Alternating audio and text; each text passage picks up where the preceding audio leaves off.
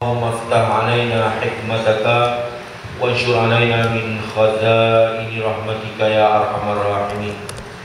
Yang dihormati ahli dan kuasa surau, hadirin dan hadirat yang dimati sekalian, alhamdulillah dengan izin Allah SWT seperti biasa dapat kita bertemu kembali menyambung pelajaran dalam kitab fiqh ibadah ini, iaitu masih hadis jilid yang kedua. Tajuk pada pagi ini berkaitan dengan adab ataupun peraturan untuk keluar pergi musafir. Jadi menurut Imam Nawawi rahimahullah ta'ala, apabila seseorang berazam hendak keluar musafir ataupun meneruskan perjalanan, maka hendaklah ia terlebih dahulu berusaha melakukan beberapa perkara. Pertama, hendaklah dia berwasiat ataupun berpesan mengenai perkara-perkara yang memerlukan wasiat, dan hendaklah ada saksinya sekali. Pasal apa? Pemergiannya itu mungkin akan terus menerus, kita pun tak tahu ajal kita. Jadi dengan sebab itu perlu ada ditinggalkan wasiat, dan ada kaitannya dengan saksi juga tentang harta benda yang ditinggalkan. Yang kedua, menyelesaikan hutang-hutangnya dengan perkara-perkara yang dapat perkara yang dapat diminta orang yang bersangkutan menghalalkannya. Maknanya kalau boleh, pemergian kita itu untuk mengerjakan haji ataupun umrah ataupun pergi musafir, meninggalkan tempat kediaman kita. Ini kalau perjalanan itu begitu jauh, dianggarkan pergi 2-3 minggu pergi meninggalkan kampung halaman, begitu jauh perjalanannya. Jadi yang kedua, menyelesaikan hutang piutangnya seboleh-bolehnya, dan perkara yang dapat diminta orang yang bersangkutan menghalalkannya. Kalau boleh perkara yang berkaitan dengan urusan pinjam meminjam, sewa menyewa, pajak gadai dan sebagainya, mintalah diselesaikan supaya dihalal menghalal antara satu sama lain.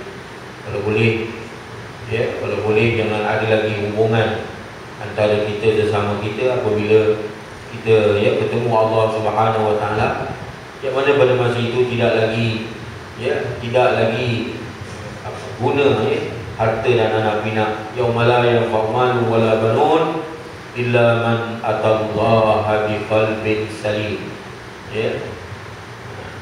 Pada hari yang tidak bermanfaat lagi harta dan anak pinak, melainkan apabila kita bertemu Allah Ta'ala dengan hati yang penuh dengan kesejahteraan. Maknanya kalau boleh jangan ada lagi hubungan dengan makhluk lagi, sama ada anak, isteri, ataupun secara perseorangan. Ini kadang-kadang kita berlaku isu-isu tertentu, kadang-kadang sampai mengungkit. Kalau boleh, tengoklah besok di akhirat kita jumpa katanya. Di akhirat besok kita jumpa. Itu hanya makna cakap tu. Ni tak selesai, maaf juga, tapi akhirat tak selesai. Aku berat juga tu. Kalau hari akhirat pun tak selesai. Kadang-kadang aku tutup sampai hari akhirat besok pun ada juga. Jadi ini ditakuti kita bukan lagi orang yang dianggap sebagai orang yang terkaya dalam dunia.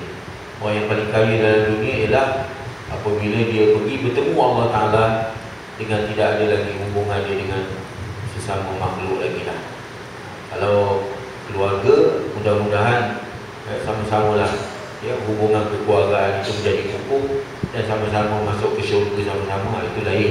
Tapi masalah yang berkaitan kebendaan dunia lah, apa-apa yang tak selesai di dunia, kalau boleh diselesaikan, halal menghalal antara satu sama lain. Sebab itu seorang sahabat Nabi bernama Abi Darda dikatakan orang yang paling kaya dalam dunia, sedangkan dia tak ada mempunyai apa-apa pun, selai pinggang saja. Sahabat tengok tak ada apa pun, selai pinggang. Tapi terus sahabat bertanya, sebenarnya kami pelik melihat sebagaimana sabda Nabi, yang mana Nabi mengatakan bahawa engkau lah orang yang paling kaya dalam dunia. Terus disiasatnya diri dia apa yang dilakukan. Akhirnya dia dapat satu keputusan. Dia kata kepada para sahabat, mungkin agaknya pagi-pagi lepas subuh waktu petang matahari nak tenggelam, aku berdoa pada Allah Ta'ala supaya apa-apa saja hubungan aku dengan manusia biar selesai di dunia saja. Dan apabila aku bertemu dengan Allah Ta'ala lagi, Allah Ta'ala lagi, hubungan aku dengan makhluk tidak ada apa-apa lagi dah. Yang mana patut dihalalkan. Tapi dengar macam ni, orang yang berhutang kena bayar juga hutang, ya. Hutang tu tak hutang, bayar. Dengan dengar macam ni, kau dah halalkan tak apalah, kau tak bayar. Parah hutang ni banyak. Yang ketiga, adab untuk keluar musafir juga bertaubat kepada Allah Ta'ala. Istighfar banyak, bertaubat kepada Allah Ta'ala dari segala dosa-dosanya dan memohon kepada Allah Subhanahu Wa Ta'ala semoga ia selamat dalam pelayarannya ataupun dalam musafirnya. Ini pun nak jaga juga, kalau kita tak betul-betul bertaubat daripada dosa-dosa kita takuti apabila kita sampai di Mekah, maka Allah Ta'ala tunjukkan sesuatu yang tak baik bagi kita. Na'udzubillah min dzalik. Ini yang amat ditakuti. Sebab itu niat dalam masa perjalanan, begitu juga perkara yang berkaitan dengan dosa-dosa antara kita dengan Allah Ta'ala mudah-mudahan dapat dihapuskan dalam perjalanan kita, supaya perjalanan kita itu begitu selamat perjalanannya.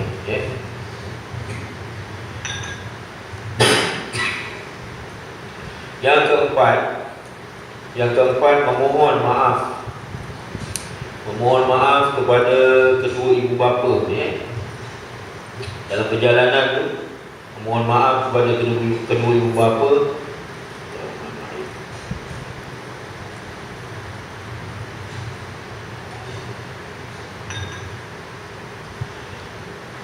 Yang keempat, memohon maaf kepada ibu bapa sebelum meneruskan perjalanan musafir. Di samping memohon keredaan kedua ibu bapa, kalau ibu bapa masih hidup, demikian juga kepada guru-guru yang mengajar kita, dan mengambil hati orang-orang yang digalakkan berbuat baik kepadanya. Orang-orang yang digalakkan berbuat baik kepadanya seperti kaum kerabat, wa atidal qurba haqqahu, datangkan hak kaum kerabat. Ini pun dituntut oleh syarak. Innallaha ya'murukum bil 'adli wal ihsan wa ita'i dzil qurba. Wa ita'i dzil qurba maknanya datangkan hak kaum kerabat. Di antaranya menziarahi, di antaranya jaga cakap tidak, jangan boleh menyakiti kaum kerabat. Seterusnya lah. Yang kelima, mempelajari dengan sebaik-baiknya perkara yang tak dilakukan.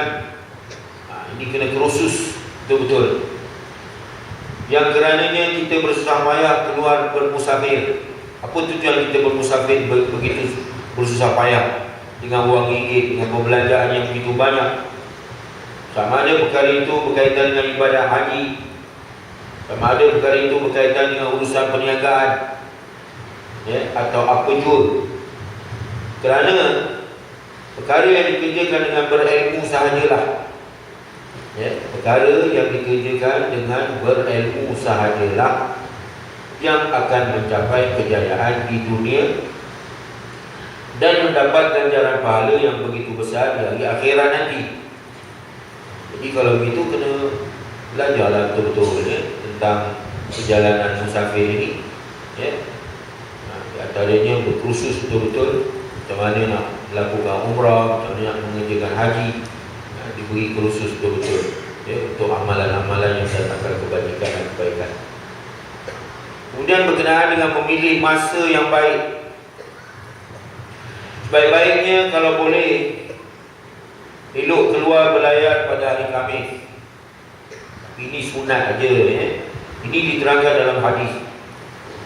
An Ka'ab bin Malik radhiyallahu anhu qala Rasulullah, telah berkata Ka'ab bin Malik, sahabat Nabi radhiyallahu anhu, sahabat Nabi Ka'ab bin Malik. Perlu diingat sahabat-sahabat Nabi ini banyak meriwayatkan hadis. Di kalangan golongan Syiah, mereka tidak mengambil riwayat hadis yang didatangkan oleh para sahabat. Ini banyak, kalau tak diambil, maka banyaklah hadis-hadis Rasulullah yang tak diriwayatkan. Jadi ini satu pahaman salah dalam Islam, pahaman sesat. Tak boleh mesti apa-apa hadis yang diriwayatkan oleh para sahabat mesti diterima untuk diriwayatkan, kerana mereka berpegang kepada Ahlul Bait saja, Ali, Hasanuddin, Fatimah, sedangkan Fatimah ni pun kita jarang dengar Fatimah meriwayatkan hadis. Dari Ka'ab bin Malik radhiyallahu anhu qala, telah berkata Ka'ab bin Malik, qallama kana Rasulullah sallallahu alaihi wasallam, qallama kana Rasulullah sallallahu alaihi wa ala alihi wa sahbihi wasallam yakhruju idza arada safaran illa yaum al-khamis. Rawahu Imam Ahmad, rawahu Imam Ahmad. Dari Ka'ab bin Malik radhiyallahu anhu katanya, biasanya pada adatnya, pada kebiasaannya, pada ghalibnya, biasanya Rasulullah SAW jarang sekali keluar berlayar semasa baginda hendak bermusafir ataupun berlayar, melainkan pada hari Khamis. Ini hadis diriwayatkan oleh Imam Ahmad, Imam Hanbali, yang mana sanad hadis ni jayyid, elok, dan riwayatnya juga, dan diriwayatkan juga oleh Imam Bukhari, mana hadis sahih, jadi hujah. Kita pergi kepada dalam musafir, kita akan mengalami ujian dan susah payah lah dalam musafir. Jadi orang yang musafir adalah diingatkan di dalam hadis. Ini orang yang musafir, orang yang dalam perjalanan musafir, diingatkan di dalam hadis ini. An Abi Hurairah radhiyallahu anhu an Nabi sallallahu alaihi wasallam qala, as-safaru qita'atun min al-'adab yamna'u ahadukum ta'amahu wa syarabahu wa nawmahu fa idza qada ahadakum nahmatahu min safarihi falyu'ajjil ila ahlihi. Rawahu Imam Ahmad. Hadis sahih diriwayatkan oleh Imam Ahmad. Hadis ini juga diriwayatkan oleh Imam Bukhari dan Imam Muslim juga. Hadis sahih. Dari Abu Hurairah radhiyallahu anhu, sahabat Nabi masyhur, namanya Abdurrahman bin Sikri. Dari Nabi Muhammad sallallahu alaihi wasallam sabda ini, keadaan pelayaran ataupun keadaan di dalam musafir ataupun di dalam perjalanan musafir adalah sebahagian daripada azab sengsara. Sebenarnya musafir ni azab. Pergi musafir ni kita tak tenteram dalam musafir. Kita tak ada macam kita duduk kat kampung, duduk relax, pulang balik majlis surau madrasah. Tapi kalau kita musafir, kita rasa tak tenteram. Dia sepotongan daripada azab juga. Sebab itu doa orang musafir makbul. Orang dalam kesusahan, itu banyak-banyak berdoa. Dalam perjalanan tu dah boleh doa lah. Tak semestinya sampai di Mekah, Madinah tu dah tentulah doa, tapi dalam musafir dah boleh doa lah. Pun nak doa kan, anak cucu cicit di polam saudara mara, doakan.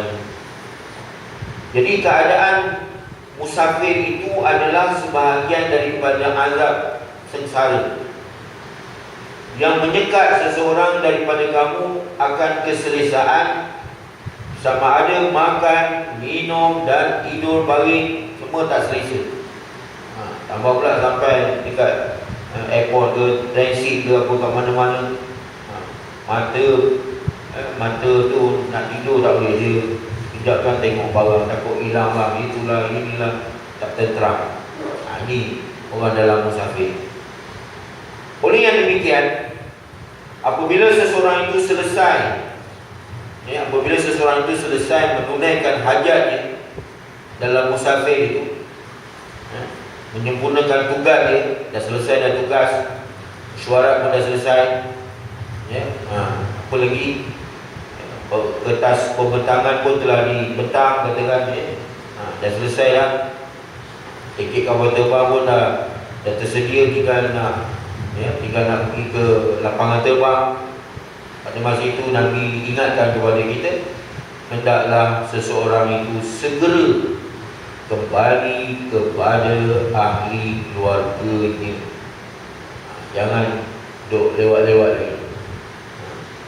Kadang dah telefon dah, nak sampai dalam pukul berapa, duk tak sampai-sampai lagi. Rupanya duk melepak main dam, main apa tu, main catur. Orang rumah ke depan, ke belakang, ke depan, ke belakang. Mana ni kata sampai, tak sampai-sampai lagi. Tak tentu harap. Jadi kalau dia tahu kita nak sampai ke berapa, cepat-cepat sampai, betul-betul sebagaimana yang dijanjikan. Itu pesanan Rasulullah. Ini sempat pula duk melepak-lepak pula. Lambat-lambat lah, apalah, main carom lah, main apa, lambat tak boleh. Kalau ikut sunnah Nabi, dah selesai je kerja, terus berculah balik, dia bertemu keluarga cepat. Hadis sahih diriwayatkan oleh Imam Ahmad. Kerana kadang-kadang ditakuti boleh berlaku yang bukan-bukan. Jadi orang yang meninggalkan kampung halamannya dan keluar merantau ke negeri orang, sama ada untuk menjalankan tugas jawatannya, outstation ni kat luar, atau untuk urusan perniagaan, atau untuk mengerjakan ibadat haji di tanah suci, maka tak dapat tidak ia akan mengalami berbagai-bagai ujian. Kadang-kadang kita ingat kita sehat, rupanya kita balik dibela dia orang dalam perjalanan, dengan pening kepalanya, dengan sakit perutnya, sampai berpapak-papak. Kita ingat kita boleh menolong orang, rupanya orang boleh tolong kita balik. Jangan, ini musafir, bukan boleh teguh. Jadi ia akan mengalami berbagai-bagai ujian dan penderitaan yang memerlukan ketabahan hati. Kadang-kadang tidur dalam kemah, kaki isteri itu bertemu dengan kaki lelaki lain. Dah belantak-lantak, suami cemburu pula. Ambil kain basah, lepuk ni bini. Dah bergaduh. Kerja haji, macam-macam boleh jadi. Dah hati pun dah tertekan, perasaan dan sebagainya. Tak pernah-pernah jadi kat Malaysia, jadi kat sana pula. Tiba-tiba sampai kat sana pula, dah cuaca panas, tak pernah uzur pula. Jumpa pak saudara saya, dia tanya, suami segi pula tu, pelik, tak pernah uzur. Tiba-tiba sampai kat sana, agaknya panas kat sana, jadi sihat balik, datang balik uzur. Dan jumpa pak saudara saya, pakcik-pakcik macam mana nak buat ni, tak pernah berlaku ni, tiba-tiba kat sini pula berlaku. Kata yang pakcik pula, dajjal pula, kata itu kena bayar dam tu. Pak Ngah kena seekor ayam bapak, seekor ayam. Pak Ngah kena seekor ayam. Ya, pergi kat kedai, belinya ayam 2 ekor, bawa balik. Ini betul-betul dam ni. Aku pula di situ pula pergi. Tadi dia nak mencuba. Dia bergurau. Bawa kasar tu ayam 2 ekor bawa. Tak kenapa ada apa-apa tak memang dah takdir Tuhan. Itu semua dugaan lah tu, cabaran yang tak dapat tidak, ia akan mengalami berbagai ujian dan penderitaan yang memerlukan tabah hati dan berbanyak-banyak sabar. Pergi berjemaah sama-sama, beli buah, apple ke, anggur ke apa ke, suruh bawa katil. Kawan dia kata, kau suruh bawa katil, aku buat beli buah 5 pula, aku suruh pula bawa katil pula. Dah jadi peti ais pula, bawa katil pula. Dah macam-macam, tak pernah berlaku, boleh berlaku tu. Itu semua dugaan cabaran. Kerana makin banyak penderitaan penderitaan dalam perjalanan ataupun musafir itu, maka makin besar ganjaran pahala yang akan didapati oleh seseorang itu. Jadi kalau dia sabar, dia tabah, insya-Allah Allah Taala sempurnakan ganjaran pahala. Itu yang dikatakan pahala orang yang pergi mengerjakan haji itu balik seperti anak yang baru lahir daripada perut ibu. Hajjan mabrur, laisal jaza illa jannah. Haji yang mabrur itu tidak ada balasannya melainkan syurga. Jadi setelah selesai menyempurnakan tugas, janganlah berlengah-lengah lagi daripada kembali ke tanah air, kerana keluarganya sedang menunggu kepulangannya. Lebih lagi kalau anak isteri itu tidak dibawa bersama. Yang musafir ke Mekah pergi seorang-seorang, rugi. Dia kena bawa isteri nama. Kalau ada duit lebih, jangan pergi seorang-seorang je. Duit banyak, tapi pergi seorang. Sampai tanya, tenang, rugi. Bawalah isteri nama. Bawalah sama-sama berbulan madu kat Mekah tu. Ibadat pun dapat. Itu Allah yang untuk Hussein buang dia tu. Dia kata rugi yang pergi seorang-seorang, pergi bawa isteri nama tak apa. InsyaAllah akan datang ni satu lagi tajuk sembahyang Jumaat. Ni tajuk baru ni. Ceraian yang ke-12 ini sembahyang Jumaat. Lalu Allah Ta'ala telah berfirman, A'udzubillahi minasyaitonirrajim. Ya ayyuhalladzina amanu idza nudiya lis-salati min yaumil jum'ati fas'au ila dzikrillah wa dharul bai'. Dzalikum khairul lakum in kuntum ta'lamun. Fa idza qudiyatis salatu فانتشروا في الأرض وابتغوا من فضل الله واذكروا الله كثيرا لعلكم تفلحون. Sadaqallahul azim. Ini dalam surah Jumaat ayat 9 hingga ayat 10, surah Jumaat. Wahai orang-orang yang beriman. Ini tanda Allah kasih kepada orang beriman. Sebab itu dia sebut orang beriman. Ya ayyuhalladzina amanu. Ini tanda Allah kasih cinta kepada orang-orang yang beriman. Apabila diserukan azan untuk mengerjakan sembahyang pada hari Jumaat, maka segeralah kamu pergi ke masjid. Sebab segera ni pun banyaklah kelebihannya. Ada yang dapat unta, pahalanya besar unta. Ada yang kata besar lembu, kerbau, macam-macam lah. Sampailah yang paling akhir sekali dapat telur. Malaikat pun yang duduk depan pintu masjid, yang tunggu daripada pukul orang yang mula-mula datang sampai dah kepada orang yang paling akhir sekali datang pun dah pergi ke depan duduk di saf yang pertama. Pada masa itu masing-masing lah, masing-masing dapat nasib yang datang kemudian. Wahai orang-orang yang beriman, apabila diserukan azan untuk mengerjakan sembahyang pada hari Jumaat, maka segeralah kamu pergi ke masjid untuk mengingati Allah dengan mengerjakan sembahyang Jumaat dan tinggalkan jual beli pada saat itu. Yang demikian adalah baik bagi kamu jika kamu mengetahui hakikat yang sebenar. Jadi ini patut diketahui. Kemudian setelah selesai sembahyang pula, maka bertibaranlah kamu di muka bumi untuk menjalankan urusan-urusan masing-masing, dan carilah apa yang kamu hajati dari limpah kurniaan Allah, serta ingatlah akan Allah banyak-banyak dalam segala keadaan, supaya kamu berjaya di dunia dan di akhirat. Sebab itu mengingati Allah tanda kejayaan juga.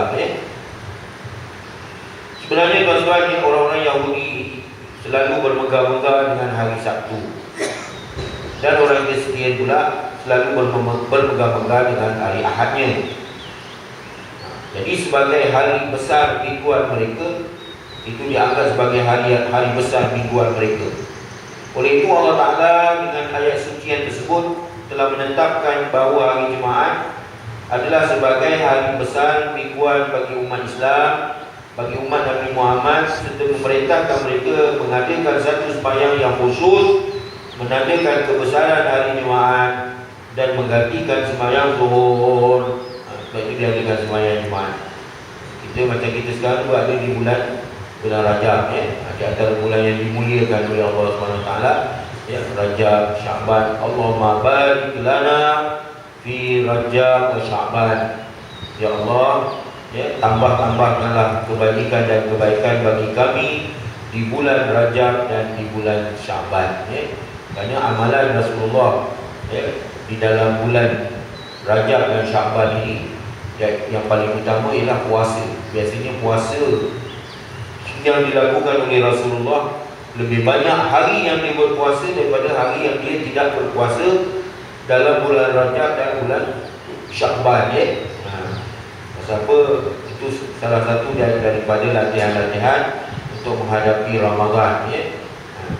Jadi alim ulama rahimahullah ta'ala telah ijma', telah bersepakat bahawa sembahyang Jumaat adalah hukumnya fardu ain, wajib ke atas diri individu Muslim. Dalilnya dari Al-Quran seperti yang tersebut tadi di atas. Begitu juga merujuk pada hadis Nabi. An Abi Hurairah radhiyallahu anhu. Saya tu terjemahkan Dari Abu Hurairah radhiyallahu anhu bahawasanya dia ada mendengar Rasulullah SAW bersabda. Dari Abu Hurairah radhiyallahu anhu, annahu sami'a, bahawasanya Abu Hurairah ini dia telah mendengar akan Rasulullah SAW bersabda, kita umat Islam adalah umat yang akhir wujudnya di dunia ini. Kita umat Islam adalah umat yang paling akhir sekali wujud di muka bumi ini. Dan umat yang mendahului umat-umat yang lain pada hari kiamat kelak. Ini kelebihan umat Nabi Muhammad. Umat yang paling akhir sekali hidup di dunia ini, tetapi bila sampai di akhirat besok adalah umat yang paling mendahului umat-umat dahulu kala. Yang mana maksudnya begini, umat Muhammad SAW akan diberikan fadilat ataupun keutamaan ataupun diberi kelebihan dengan dibicarakan di mahkamah Allah SWT terlebih dahulu pada hari akhirat kelak. Kemudian selepas itu barulah umat-umat yang lain. Nampak? Kita yang paling mula-mula sekali dibicarakan di hari akhirat nanti. Kebetulan kita umat Nabi Muhammad. Ini kelebihan umat Nabi Muhammad. Sebagaimana yang diterangkan dalam hadis riwayat Imam Muslim yang diriwayatkan oleh Hudzaifah al-Yamani radhiyallahu anhu. Ini sekitar lalu saja, pasal masa tak mengizinkan. Jadi kita umat Islam adalah umat yang akhir wujudnya di dunia dan yang mendahului umat-umat yang lain pada hari kiamat kelak. Sedangkan mereka diberi kitab-kitab suci lebih dahulu daripada kita, Taurat, Injil, Zabur. Selain itu, hari Jumaat ialah hari yang telah difardukan atas mereka untuk membesarkan, untuk memuliakan hari Jumaat itu. Lalu mereka enggan menurut perintah itu dan berselisih pada menentukannya, maka Allah memberi petunjuk kepada kita mengenainya dalam sebuah hadis sahih. Disebutkan lebih tegas lagi, hari Jumaat ialah hari yang telah difardukan Allah atas kita, mengerjakan sembahyang yang tertentu padanya. Allah memberi petunjuk kepada kita mengenainya. Jadi itu yang dimaksudkan dengan maka Allah memberi petunjuk kepada kita mengenainya, mengenai hari Jumaat. Dengan yang demikian umat manusia mengikut di belakang kita mengenai hari besar mingguan itu. Orang Yahudi membesarkan hari Sabtu esok dan orang Kristian membesarkan hari Ahad lusa. Jadi itu diterangkan kepada kita keistimewaan hari Jumaat. Jadi saya tak sempat nak terangkan keseluruhannya. Jadi kita tangguh dahulu kerana menangkan masa. Kita berhentikan 6.45. Jadi kita ada urusan membaca doa selamat, Yasin dan tahlil di rumah orang yang telah meninggal dunia. Jadi saya tangguhkan dulu. Sehingga kita bertemu kembali pada bulan yang akan datang. Akan datang. Kalau tak ada ni, tinggal sekali lagi lah bulan Syaban. Kalau tak silap Jadi kita tanggung dulu. Mohon ampun dan maaf. Wabillahi taufiq wal hidayah. Assalamualaikum warahmatullahi wabarakatuh. Bismillahirrahmanirrahim. Alhamdulillahirabbil alamin. Wassalatu wassalamu ala asyrafil anbiya'i wal mursalin wa ala alihi wa sahbihi ajma'in. Allahumma anfa'na bima 'allamtana. Allahumma waffiqna lima tuhibbu wa tarda waj'alna min ibadika as-salihin. Allahumma ya Hamid ya Mughni ya Mu'in ya Rahim ya Wadud ya Fa'alu lima yurid. Aghnina bi halalika an haramik wa bi ta'atika an ma'asiyatik wa fadlika man siwak. Allahumma afina min kulli bala'i dunya wa 'adzabil akhirah. وارفعنا البلاء والوباء والبلاء والرياء والزنا والأهواء والفحشاء ما ظهر منها ما بطن عن بلدنا خاصة عن بلاد المسلمين أما برحمتك يا أرحم الراحمين. اللهم ارزقنا بتلاوة القرآن وارزقنا تلاوته آناء الليل وأطراف النهار. سبحان الله وبحمده سبحانك اللهم وبحمدك نشهد أن لا إله إلا أنت نستغفرك ونتوب إليك. بسم الله الرحمن الرحيم. والعصر إن الإنسان لفي خسر إلا الذين آمنوا وعملوا الصالحات وتواصوا بالحق وتواصوا بالصبر. وصلى الله على محمد وعلى آله وصحبه وسلم. الحمد لله رب العالمين. تقبل الله منكم.